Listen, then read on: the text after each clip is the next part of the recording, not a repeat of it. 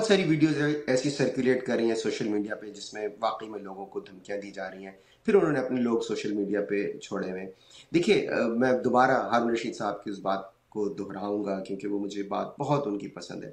کہ انسان غلطی کرنے سے برباد نہیں ہوتا، غلطی پر ڈٹ جانے سے ہوتا ہے۔ اس حد تک تو ہم علیم خان کو بینیفٹ آف ڈاؤٹ دے سکتے ہیں کہ علیم خان میں کوئی بھی بلڈر ہو، جب آپ اسے رقم دے دیتے ہیں گھر خریدنے کے لیے تو وہ رقم پوری کی پوری جیب میں لے کے تو گھوم نہیں رہا ہوتا، ظاہر ہے وہ اس سے مٹیریل خریدتا ہے، اس سے وہ ٹھیکیداروں کو لاتا ہے، لیبر کے لیے پے کرتا ہے، دیگر جو دوسری جو لوازمات ہیں کنسٹرکشن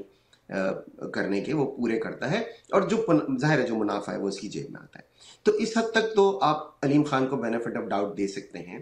کہ جی اگر کسی کا گھر تباہ ہو گیا اور لوگ ان سے معاوضہ طلب کر رہے ہیں تو وہ فوری طور پر یہ نہیں ہو سکتا کہ جی جتنے پیسے آپ نے دیے تھے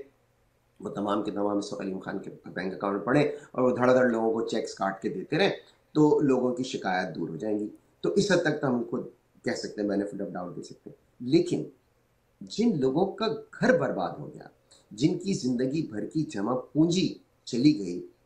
آپ انہیں منطق سے، آپ انہیں عقل و دانش سے آپ انہیں کنونس نہیں کر سکتے۔ آپ دنیا کے ذہین ترین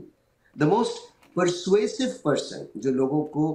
قائل کرنے میں بالکل کوئی ثانی نہ رکھتا، آپ اس کو بھی لے آئیے، ایک بھوکے آدمی کے سامنے بٹھا دیجئے،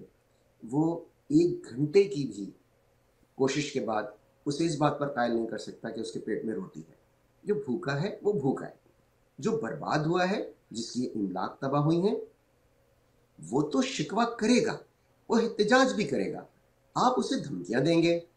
اگر آپ اس کے خلاف سوشل میڈیا پہ ٹرولز چھوڑ دیں گے تو یہ آپ کی کاوش بری طرح ناکام رہے گی۔ اب ایک کوئی خاتون ہے ڈاکٹر، میرے ذہن سے اس وقت ان کا نام نکل رہا ہے، ڈاکٹر نبیہہ جو غالباً اینکر ٹی وی اینکر بھی ہیں۔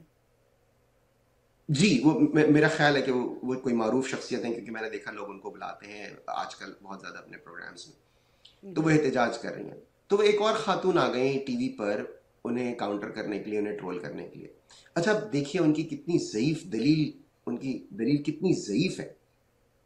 وہ یہ کہہ رہی ہیں کہ یہ جو ڈاکٹر صاحبہ ہیں